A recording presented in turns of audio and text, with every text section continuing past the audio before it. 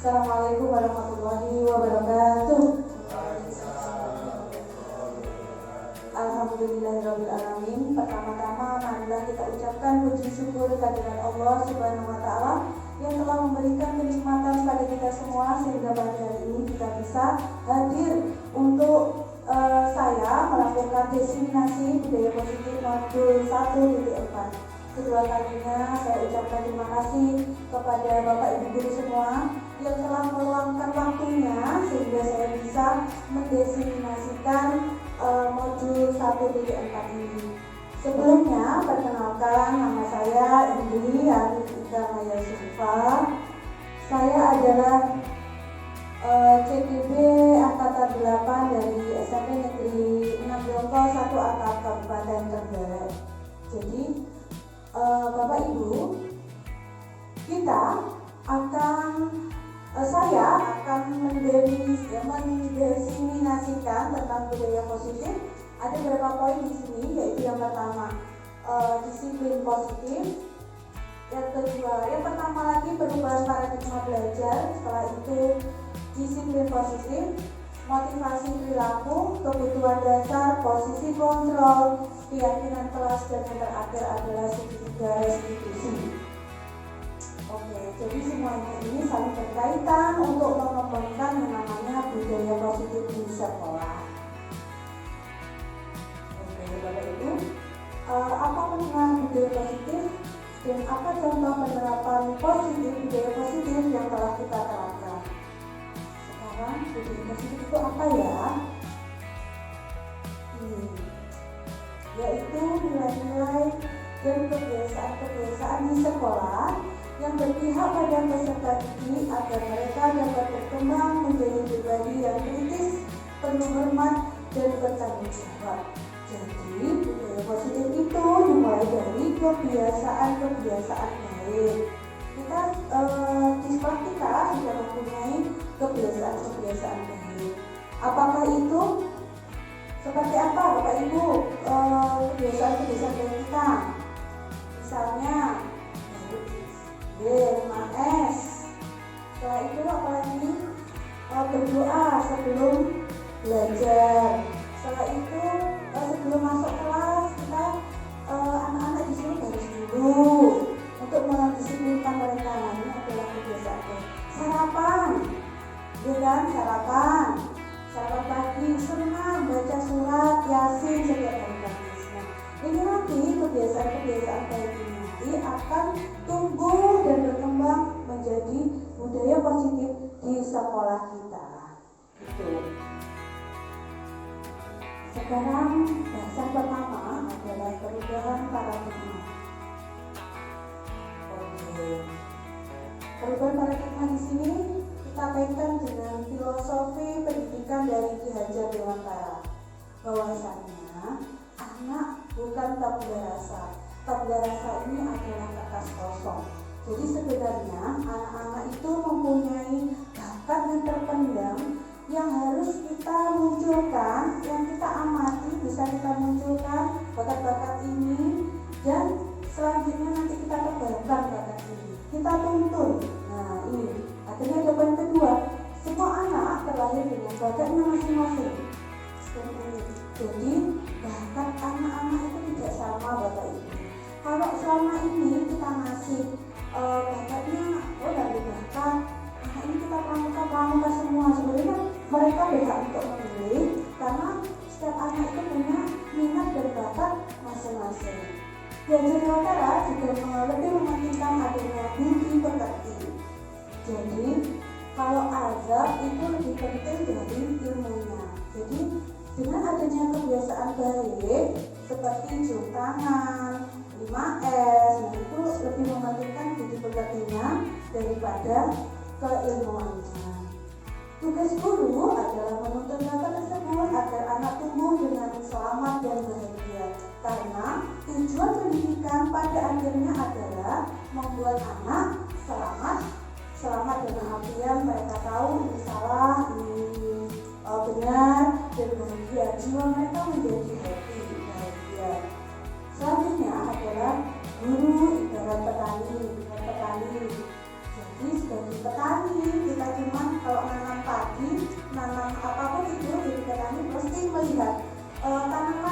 kira-kira tanamannya ini perlu apa, nutrisinya perlu apa. Nah, guru pun diharapkan akan seperti itu.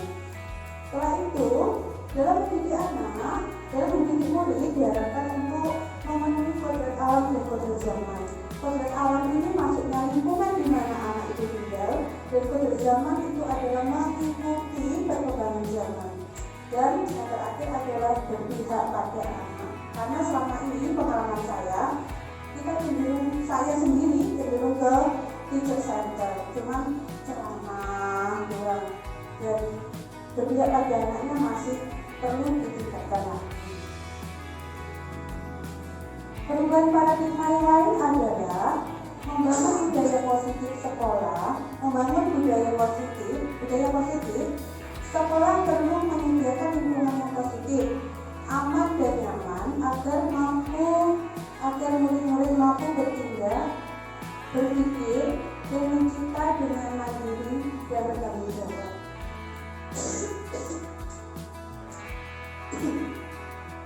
Lazimnya disiplin dikaitkan dengan kontrol, dan hal ini kontrol guru dalam menghadapi murid.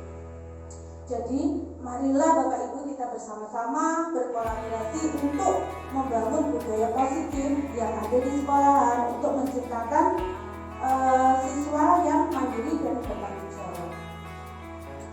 Jadi, ini adalah perubahan paradigma yang pernah kita lalui. Yang pertama, pernahkah panjenengan semua berpikir apakah kita mencoba mengubah orang agar pandangan kita mereka itu sama dengan kita? Pernah berpikir seperti itu kan? Ternyata dalam teori kenyataannya bahwa kita harus memahami pendapat orang lain itu tentang dunia yang mereka lewati. Setelah itu perilaku buruk dilihat dari suatu kesalahan, padahal semua perilaku itu pasti ada tujuannya. Yang ketiga, orang lain mengontrol saya. Yang bisa mengontrol diri kita adalah hanya kita sendiri. Saya bisa mengontrol orang lain. Apakah bisa? Apakah panjenengan semua bisa mengontrol murid panjenengan? Tidak. Saya pasti bisa. Oke. Selanjutnya, makna disiplin. Jadi disiplin ini sering dikaitkan dengan tata tertib, teratur, dan kepatuhan pada peraturan. Jadi disiplin ini juga bisa berupa dihubungkan dengan lingkungan. Padahal disiplin itu seharusnya yang paling baik adalah berhubungan dengan motivasi internal. Jika mempunyai motivasi internal, insya Allah anak bisa disiplin. Nah, menurut Kiai Jiwantara bahwa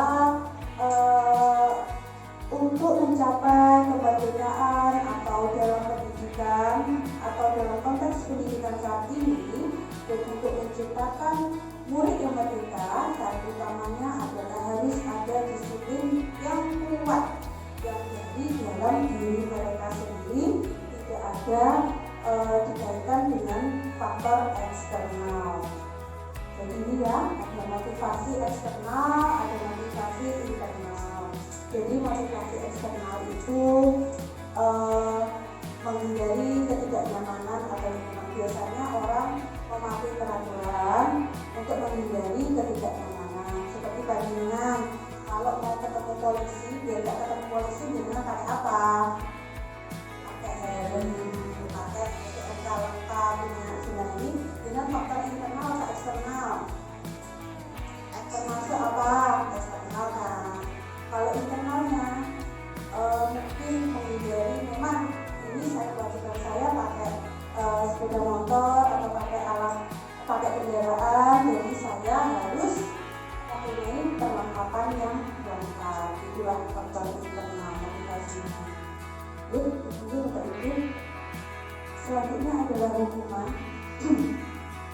Jadi hukuman ini bersifat tidak terencana dan tiba-tiba.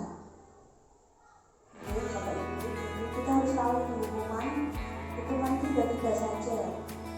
Hukuman bersifat satu arah dari guru yang memberikan tanpa melalui kesepakatan. berupa fisik maupun psikis, murid disakiti oleh suatu perbuatan atau kata-kata, terus sistem tidak berjalan jika murid tidak takut. Seperti peraturannya adalah kamu harus. Coba jujur panjenengan masih ingat nggak guru yang menghukum panjenengan pas SMP atau SD? Masih ingat nggak? Ingat. Perasaannya bagaimana? Senang, sedih, susah, senang, marah, terus sampai sekarang alur-alurnya saya mendukung karena otomatis tidak mengajarkan. Panjenengan masih ingat jelas dong?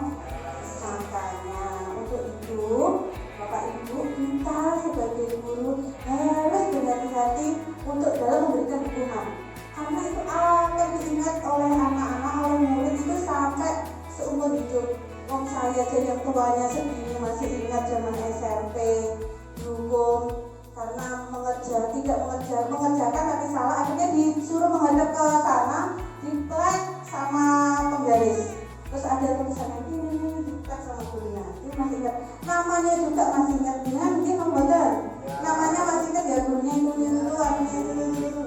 itulah. Makanya untuk itu Bapak Ibu, kita harus berhati-hati dalam menghukum anak, karena itu akan diingat-ingat sampai tua, sampai dan ini lebih baik adalah tentang konsekuensi.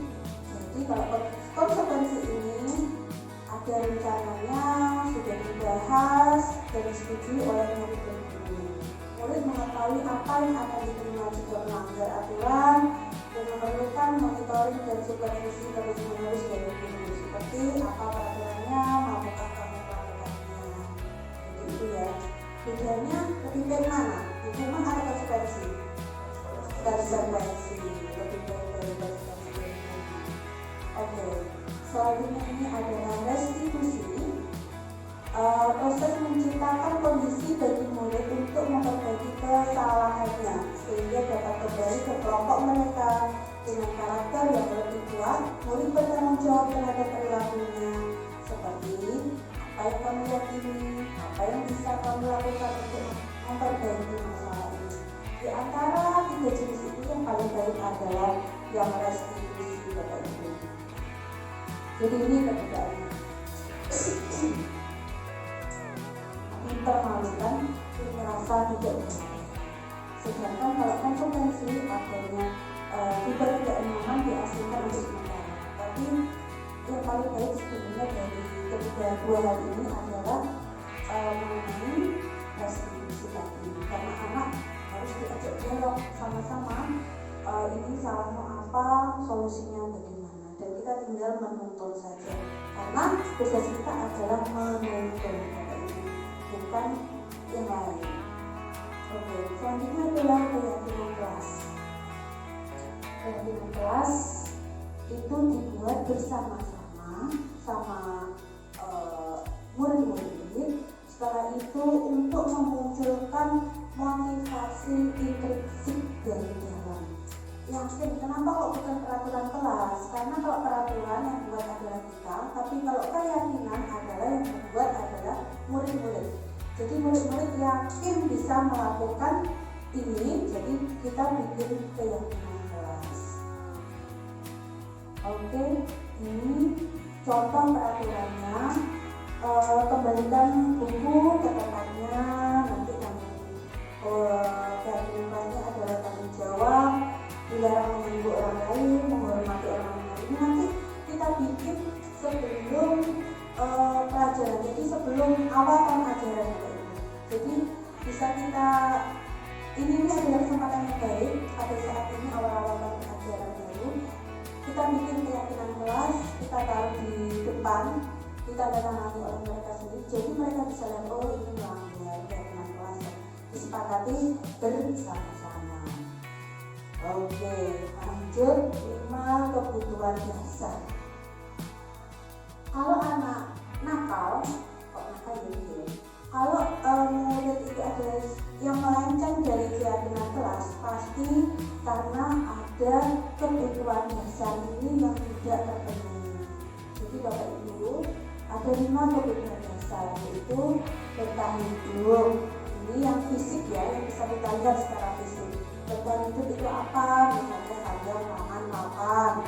Setelah itu yang sisanya 4 ini adalah secara psikis, jadi tidak bisa dilihat sama sekali. Kayak ada rasa kasih sayang dan diterima, penguasaan, kesenangan, dan kesuksesan. Jadi kalau sampai murid ini tidak terpenuhi salah satu dari 5 kebutuhan dasar ini, mereka akan pasti melenceng dan melanggar keyakinan kelasnya.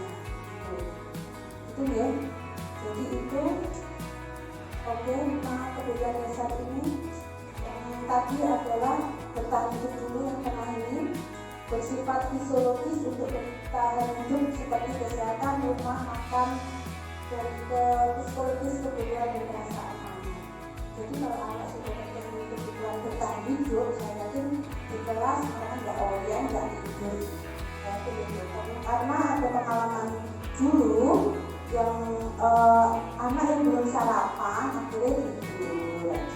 Yang kedua adalah penguasaan, kekuatan untuk mencapai sesuatu, menjadi kompeten, menjadi terampil, diakui atas prestasinya dan keterampilannya, didengarkan dan memiliki rasa harga diri.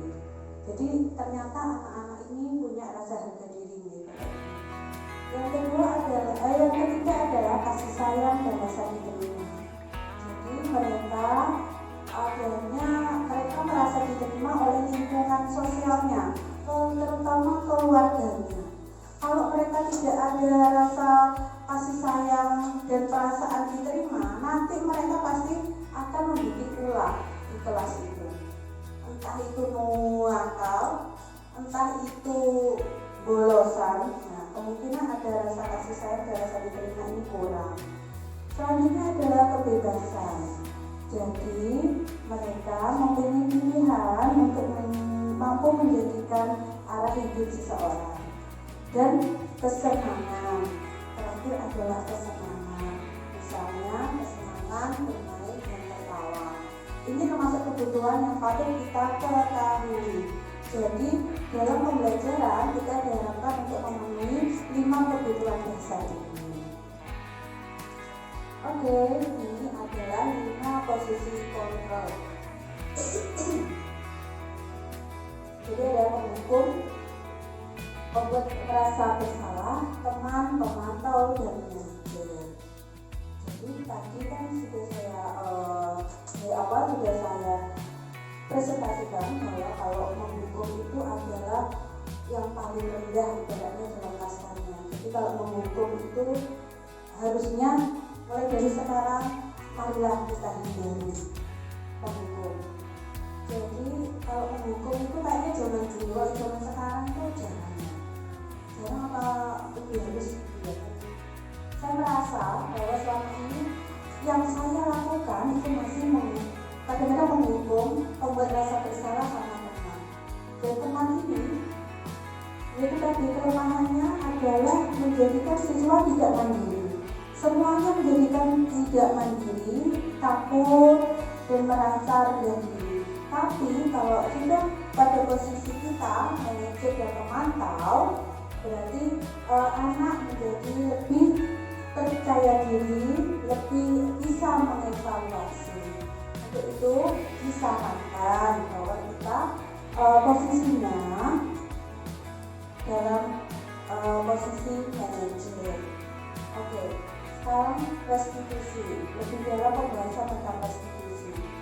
Restitusi adalah proses menciptakan kondisi bagi murid untuk memperbaiki kesalahan mereka, sehingga mereka bisa kembali pada kelompok mereka dengan karakter yang kuat. Ini menurut dosen 2004.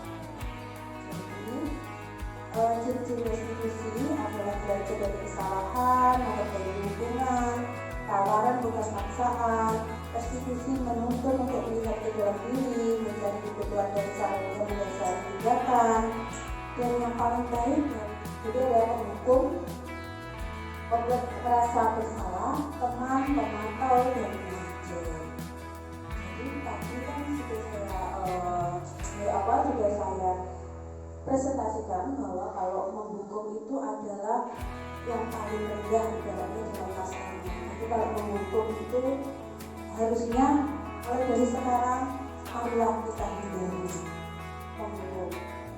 Jadi kalau menghukum itu kayaknya zaman dulu, kalau zaman sekarang itu zamannya jarang apa lebih halus gitu ya. Saya merasa bahwa selama ini yang saya lakukan itu masih kadang-kadang menghukum, membuat rasa bersalah sama teman. Dan teman ini, yaitu tadi kelemahannya adalah menjadikan siswa tidak mandiri. Semuanya menjadikan tidak mandiri, takut, dan merasa rendah diri.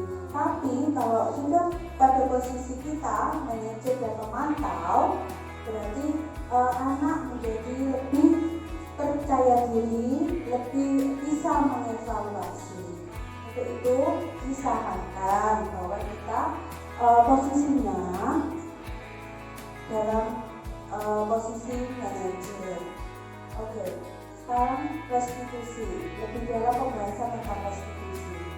Restitusi adalah proses menciptakan kondisi bagi murid untuk memperbaiki kesalahan mereka, sehingga mereka bisa kembali pada kelompok mereka dengan karakter yang kuat. Ini menurut Gosen 2004. Ciri-ciri restitusi adalah belajar dari kesalahan, memperbaiki hubungan, tawaran bukan paksaan. Restitusi menuntut untuk melihat ke dalam diri, mencari kebutuhan dan cara mendasari kegiatan. Dan yang paling baik dari restitusi ini adalah memperbaiki diri dan berfokus pada karakternya, bukan tindakannya. Karakternya anak menjadi lebih percaya diri, lebih baik, mengakui kesalahannya, dan berfokus pada solusi. Ini bagiannya Bapak Ibu, segitiga restitusi. Jadi yang pertama adalah menstabilkan identitas. Setelah itu validasi tindakan yang salah dan menanyakan keyakinan. Jadi ada menghukum, membuat merasa bersalah, teman, pemantau, dan manajer. Jadi tadi kan juga saya presentasikan bahwa kalau menghukum itu adalah yang paling rendah ibaratnya dalam kasarnya. Jadi kalau menghukum itu harusnya mulai dari sekarang marilah kita hindari menghukum. Jadi kalau menghukum itu kayaknya zaman dulu, kalau zaman sekarang itu jarang apa lebih halus gitu ya. Saya merasa bahwa selama ini yang saya lakukan itu masih kadang-kadang menghukum, membuat rasa bersalah sama teman. Dan teman ini, yaitu tadi kelemahannya adalah menjadikan siswa tidak mandiri. Semuanya menjadikan tidak mandiri, takut, dan merasa rendah diri. Tapi kalau sudah pada posisi kita manajer dan memantau, berarti anak menjadi lebih percaya diri, lebih bisa mengevaluasi. Untuk itu disarankan bahwa kita posisinya dalam posisi manajer. Oke, sekarang restitusi, lebih dalam pembahasan tentang restitusi. Restitusi adalah proses menciptakan kondisi bagi murid untuk memperbaiki kesalahan mereka, sehingga mereka bisa kembali pada kelompok mereka dengan karakter yang kuat. Ini menurut Gosen 2004. Jadi ciri-ciri restitusi adalah belajar dari kesalahan, memperbaiki hubungan, tawaran bukan paksaan. Restitusi menuntut untuk melihat ke dalam diri, mencari kebutuhan dan cara mendasari kegiatan.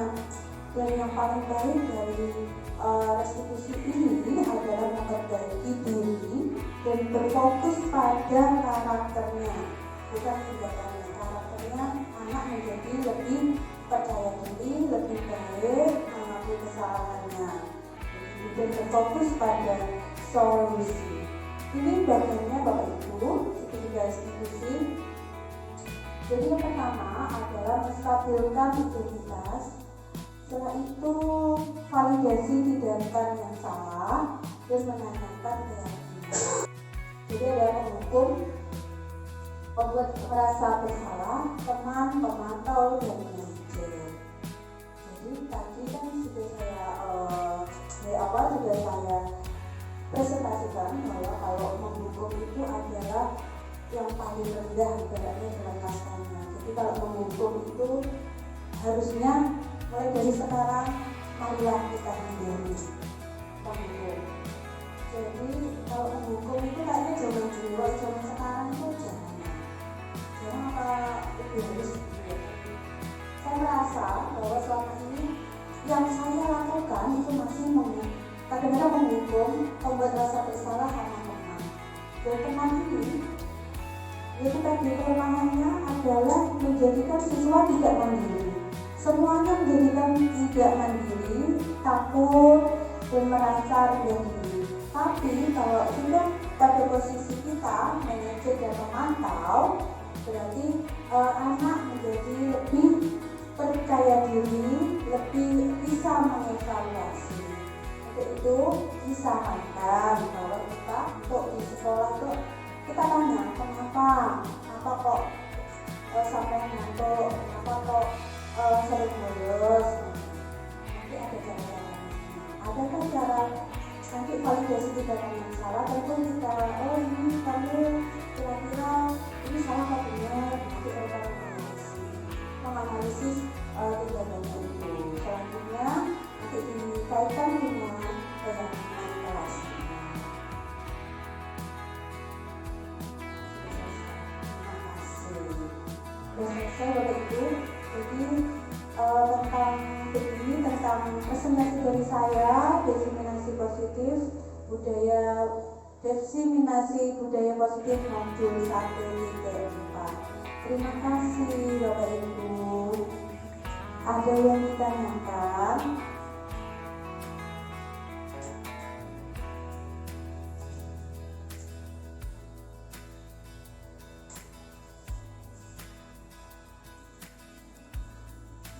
Monggo.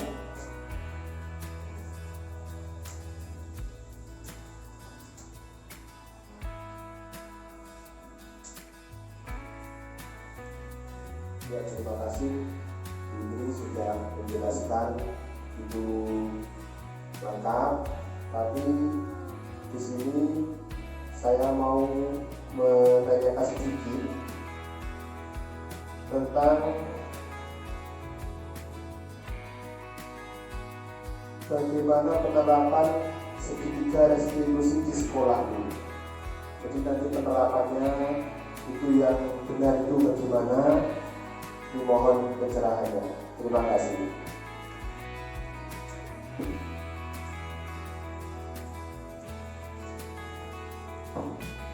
Ya, terima kasih Bapak. Jadi penerapan segitiga restitusi itu sebenarnya bisa diterapkan tidak hanya guru BK, kita pastikan guru BK juga, tapi semua. Kira-kira setiap mata pelajaran itu kan ada anak yang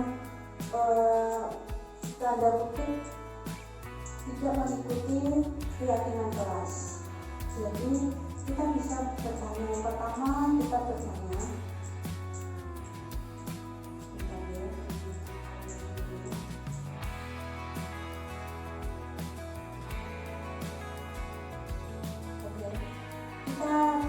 dulu permasalahannya, kenapa kok kamu pokoknya kita ambil kasus yang baru keluar malam ya, tarik. Menurut Bapak Ibu anak itu bermasalah nggak? Bermasalahnya kenapa?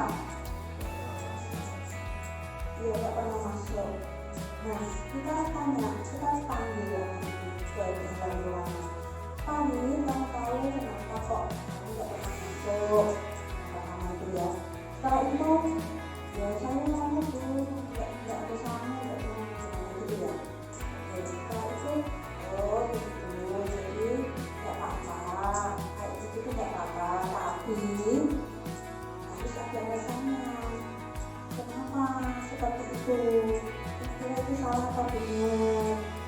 Jadi nanti Bapak ternyata lihat. Kalau kali ini menurut panjenengan apa kebutuhannya yang kurang? Ternyata kan ada 5 dasar kebutuhan yang tadi.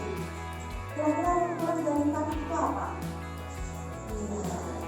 Setelah digali lebih dalam, ternyata anak ini kurang kasih sayang dari orang tuanya.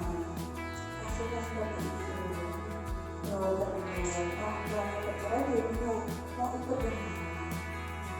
Setelah itu nanti ditanya lagi pada validasi tindakan yang salah. Tadi kan sesi curhatnya ya.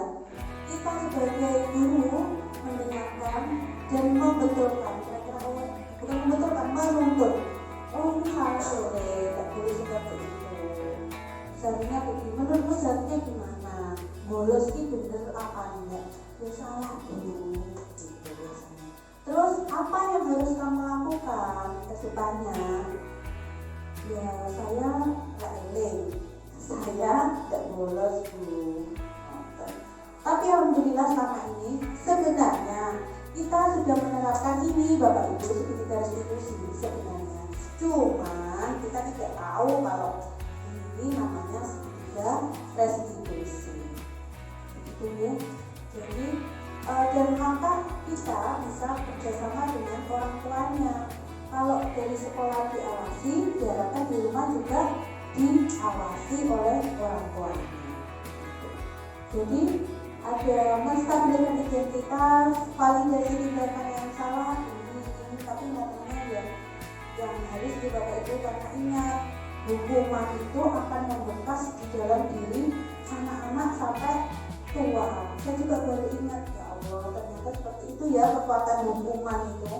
Dan kita harus berhati-hati dalam menentukan hukuman. Oke, terima kasih. Sekian dari saya. Sudah ya Bapak Cassandra. Jadi terima kasih matur nuwun Bapak Ibu atas kehadirannya di sini.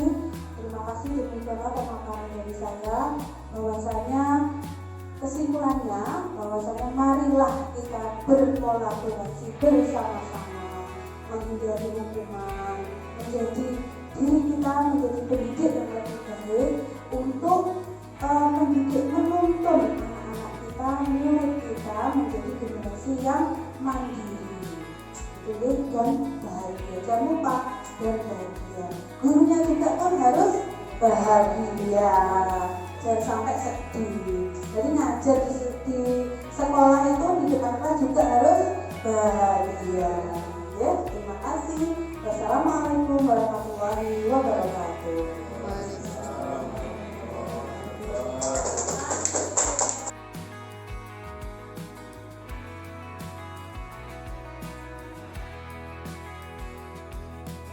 Assalamualaikum warahmatullahi wabarakatuh.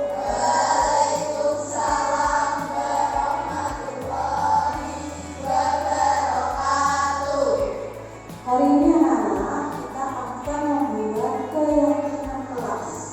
Tapi sebelum kita membuat keyakinan kelas, kita ice breaking dulu ya. Sekarang nama belakang yang saya sebutkan akan menjadi nama pertama dari kalian, awalan kalian. Sekarang namanya adalah nama binatang. Oke ya, nama binatang. Oke, ada yang bisa nyatakan? Ya.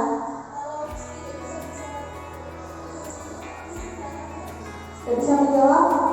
Ada apa? Mau nyanyi atau gimana? Nggak usah? Ya, dilewati aja. Oke ya. Udah.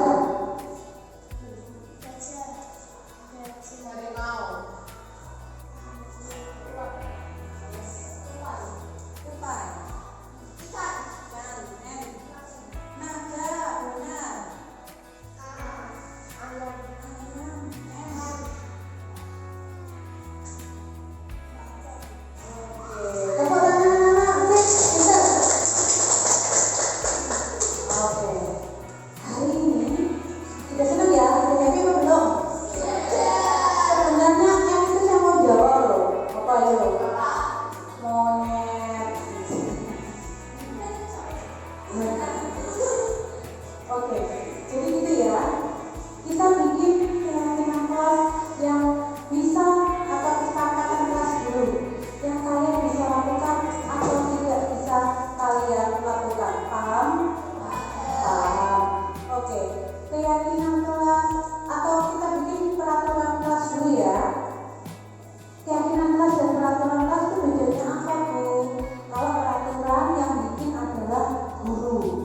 guru-guru mungkin, dan kalian tinggal melaksanakannya.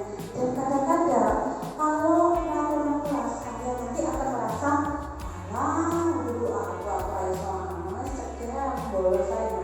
Untuk menghindari itu kalian harus membuat kira-kira aturan mana yang bisa saya lakukan, gitu ya. Kira-kira saya bisa ini, saya bisa berpakaian rapi, saya bisa disiplin, datang dan terlambat. Itu termasuk peraturan-peraturan yang kita sepakati sama-sama. Jadi semuanya tahu.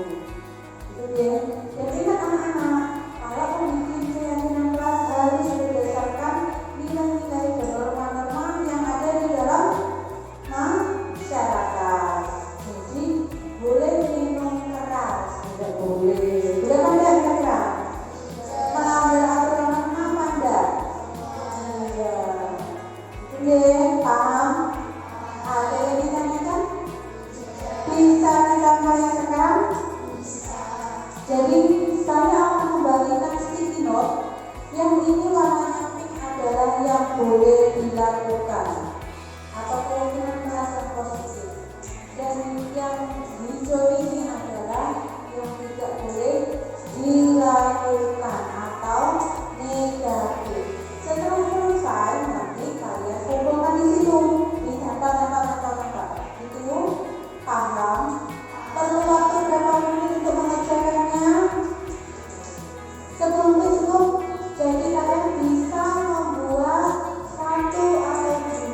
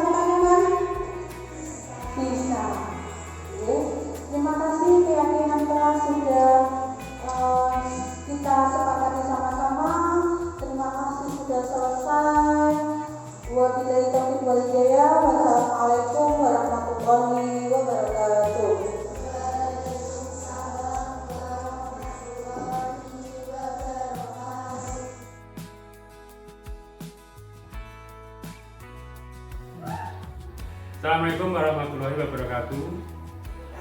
Perkenalkan, saya Wardoyo, Kepala SMP Negeri 6 Blongko, Kabupaten Trenggalek. Dalam hal ini saya akan menyampaikan testimoni saya terhadap diseminasi yang sudah dilakukan oleh Ibu Indri sebagai guru di SMP Negeri 6 Blongko Satu Atap. Bahwasanya Ibu Indri sudah menyampaikan diseminasi secara jelas tentang modul 1.4 budaya positif. Bu Indri sudah menjelaskan mulai dari awal bagaimana pengertian tentang disiplin, kemudian hukuman, kemudian restitusi, sampai dengan cara untuk menangani kasus-kasus yang ada di sekolah berkaitan dengan kasus yang dilakukan oleh siswa, bagaimana supaya kita menghindarkan dari menerapkan hukuman, supaya kita lebih menggunakan cara-cara segitiga restitusi. Saya kira materi yang disampaikan tadi sangat bagus sekali, sangat menginspirasi untuk guru-guru di SMP Negeri 6 Blongko. Terima kasih kami sampaikan atas diseminasi yang disampaikan, dan saya kira demikian testimoni dari saya. Assalamualaikum warahmatullahi wabarakatuh.